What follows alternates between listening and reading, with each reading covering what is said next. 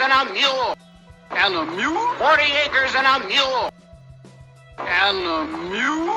40 acres and a mule. You know what we're gonna do? What? We're going to give every last one of you 40 acres and a mule. And a mule? 40 acres and a mule. Gee, because we're your friend. And you're going to become voters. And you're going to vote like your friends do.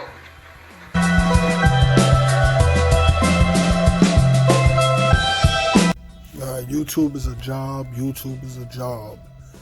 Yo, this is episode 43. So crazy. All right, so we did the another reparations one, and someone had reached out and said that that reparations was not what we thought it was. That 40 acres on the mule was not what we thought it was. 40 acres on the mule, they said, was a lie.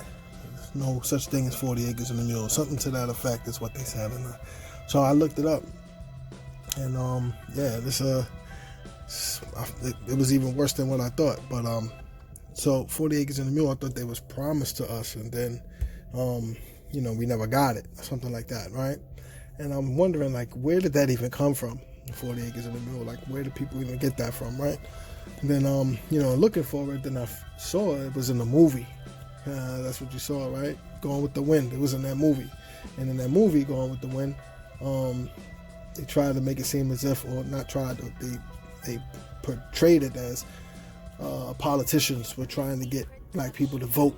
So they would tell them, like, hey, you're going to get 40 acres on the mule, and we think you should get 40 acres on the mule. And you know how, like, politicians could, like, double talk, not really necessarily promise, and not really say it's guaranteed, but they kind of could just allude to it, and then you think that that's what is going to happen. And then they say, it's possible, possibly we can get you 40 acres on the mule if you vote. You know what I mean? That type of deal. But, for people to understand that, hey, these people could just be lying to you, or just promising you something that they can't give you, So, unfortunately, But 40 acres and a mule, right? It was part of a special field order number 15, which is a wartime order proclaimed by the Union General William Sherman, and it was in 1865 during the American Civil War.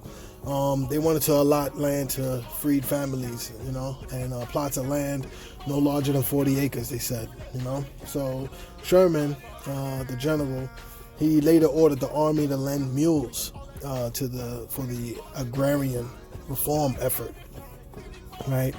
So I'm guessing that, they just needed food, and they needed a quick way to make food. So they was just like, yo, you know what? We're just going to just give these people land and let these people just what's the name, and then, we'll have food, we'll be able to take care of whatever we need to take care of with this, and get free labor again, basically. That's what I'm thinking, That's the only reason why they would give them all of those things, right? During the war effort, right? That's what I'm thinking. But so then the field orders, right? They followed a series of conversations between the Secretary of War, who was Edwin Stanton, and abolitionist, radical Republican abolitionist, Charles Sumner, and Thaddeus Stevens, those two guys. So following the disruptions to the institution of slavery, right, that's provoked by the American Civil War, right, they were putting these things together, right, and trying to figure it out, right. But many freed people, right, believed that after being told by various political figures that they had the right to own the land they'd been forced to work on as slaves, and were eager to control their own property, the freed people widely expected to legally claim 40 acres of land, and a mule at the end of the war.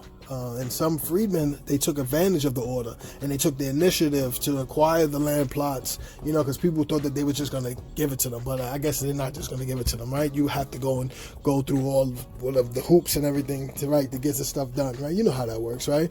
So some of those guys took advantage, right, and took initiative to acquire the land plots, and they took it along.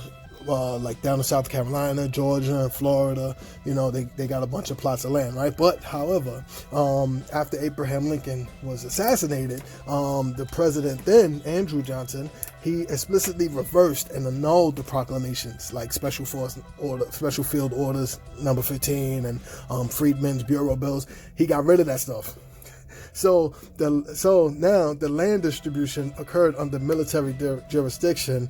Land redistribution occurred under military jurisdiction during the war and for a brief period thereafter, right? So, however, the federal and the state policy during the Reconstruction era emphasized wage labor, not land ownership for black people, right? So they was telling black people like, yo, just go to work. Don't even think about buying, getting your own land. Forget that. Just, get a salary, but right?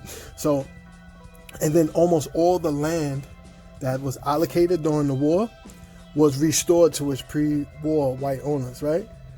So they went and took like land that the white people had, acquired, and they took it away from them and gave it to the black people for the 40 acres. Some of the black people who went to get the 40 acres. And then afterwards, they took it back from the black people and gave it back to the white people. Crazy, right? But there were several black communities that did maintain control of their land, and some of them families obtained new land by homesteading, which is another thing, homesteading. So the black land ownership increased in Mississippi, mostly Mississippi during the 19th century. They had undeveloped bottomland by riverfront areas being cultivated before the war. The blacks, they acquired most of that land through private transaction, right? So none of it was like 40 acres and a mule. They just bought it on their own. Now the ownership peaked at 15 million acres, right, in 1910. But then an extended financial recession caused problems that resulted in the loss of property for many. That's crazy, right? They went through all of that, got all of that stuff, and then in the end, they just crashed the economy, and then boom, but they wasn't able to pay for their stuff, so then they got the land back after that. So either way, it just seems that no matter what you do, 2 steps ahead, and 1 step ahead, and 2 steps back, no matter what. Unfortunately, that's what it seems like how it goes, but so that's kind of amazing, man. You know what I mean? Like I said, it's messed up, man. Really messed up. I mean, not to say that things like this don't happen nowadays, but it just seems like it's just always happening like that, no matter what you do, like they just don't let you get ahead. It's kind of crazy, but anyway, like, comment, subscribe, and share. It's cool. Yo, YouTube is a job, man.